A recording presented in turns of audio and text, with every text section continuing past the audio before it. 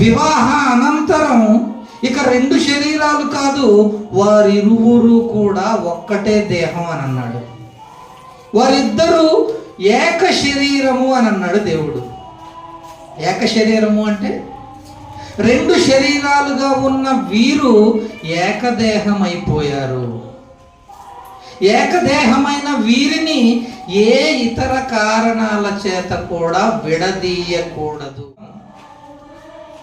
ఏమండి, శరీరంలో సగభాగాన్ని ఎవరైనా విడదీస్తారా?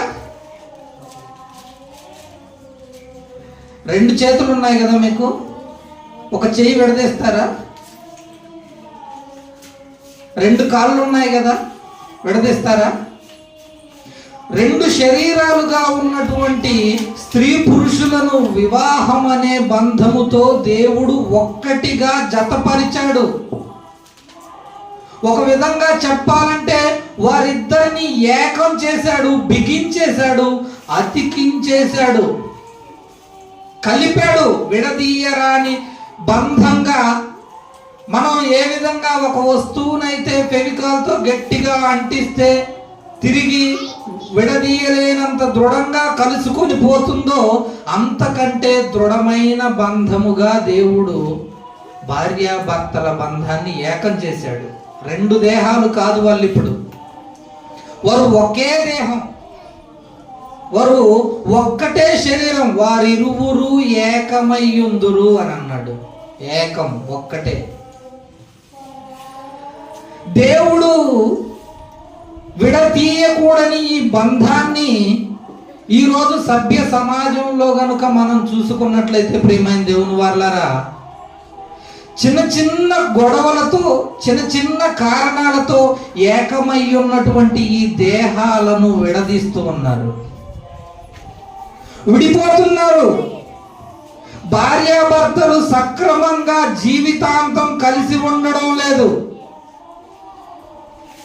మరి ఈ రోజుల్లో అయితే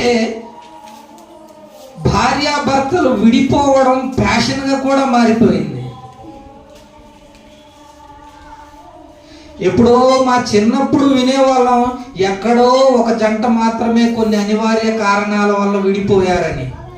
కానీ ఈరోజు ఎక్కడ చూసుకున్నా కూడా భార్యాభర్తలు విడిపోయిన సంబంధాలు చాలా ఎక్కువగానే కనబడుతున్నాయి. ప్రతి గ్రామంలో విడిపోయిన జంటలు మన కళ్ళ ముందు ప్రత్యక్షమవుతున్నాయి. మనం ఏ ప్రాంతానికి వెళ్ళినా కూడా ఆ ప్రాంతంలో భార్యాభర్తలు విడిపోయిన సందర్భాలు మన చుట్టూ కోకొల్లలు కనబడుతున్నాయి. ఎవరి కోర్టులకు వెళ్ళి చూసామనుకోండి, క్రిమినల్ కేసుల తర్వాత ఎక్కువగా నమోదవుతున్నవి ఏంటో తెలుసా? విడాకుల కేసులే. విడాకుల కేసులు ఎక్కువగా కనబడుతున్నాయి. ఒకప్పుడు పాశ్చాత్య దేశాలలో విడాకులు అంటే సహజంగా ఉండేది. కానీ నేడు భారతదేశంలో కూడా విడాకులు అంటే చాలా సింపుల్ గా తీసుకుంటున్నారు. ఏమన్నా ఎంతమంది సెలబ్రిటీస్, ఎంతమంది రాజకీయవేత్తలు, ఎంతమంది వ్యాపారవేత్తలు ఒకరిని వదిలి మరొకరిని పెళ్లి చేసుకున్న జంటలు మన మధ్య, మన కళ్ళ ముందు కనబడడం లేదు చెప్పండి. నిన్న మొన్న ఒక సమంత నాగ చైతన్య, ఒక వరుణ్ అమ్మాయి పేరు రీసెంట్ గా బాగా గొడవలు అవుతున్నాయి. విడిపోతున్నారు. కారణం ఏంటంటారు? భార్యాభర్తల బంధం అంటే ఏంటో తెలియకపోవడమే. వీరు విడిపోవడానికి గల కారణాలేంటి? చిన్న చిన్న గొడవలు, చిన్న చిన్న సమస్యలు. ఇంట్లో అత్తమామ పోరు పడలేక భార్య వేరు కాపురం పెడదామని అంటుంది. మీ అమ్మ నన్ను టార్చర్ చేస్తుంది, మీ అమ్మ నన్ను విసిగిస్తుంది, మీ నాన్న కూడా నన్ను ఇబ్బంది పాలు పెడుతున్నాడు, మన ఇద్దరం వేరు కాపురం పెడదామని ఎప్పుడైతే స్త్రీ అంటుందో, అది నచ్చని పురుషుడు, ఆ విషయం నచ్చని అత్తమామలు ఆ జంటను విడదీసే ప్రయత్నం చేస్తున్నారు. భార్యాభర్తల బంధం అంటే ఏమర్థమైంది ఈ సమాజానికి? చిన్న చిన్న గొడవలతో, చిన్న చిన్న సమస్యలతో, లోబడే మనస్తత్వం లేక ఒకరినొకరు తిట్టుకుంటూ భార్యాభర్తల గొడవల్లోనికి అత్తమామలో లేదా అమ్మాయి యొక్క తల్లిదండ్రులు జొరబడడం ద్వారా ఇంకా గొడవలను తీవ్రతరం చేసి ఇరువురు విడిపోయే పరిస్థితికి కారణమవుతున్నారు. భార్యాభర్తలు ఇద్దరు గొడవ పడ్డారు. ఇంట్లో ఉంటే ఉదయం కల్లా రాత్రి గడిచి ఉదయం అవగానే వారిద్దరు సర్దుకుంటారు.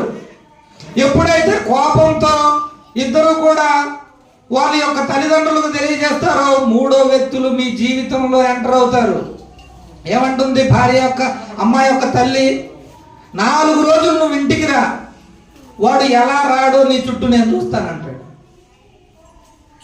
తిండికి ఎండితే బట్టలు ఉతికే వాళ్ళు లేకపోతే వాడే నీ చుట్టూ తిరుక్కుంటూ వస్తాడని చెబుతుంటారు. ఇదే ఒక తల్లి చెప్పాల్సిన విషయం.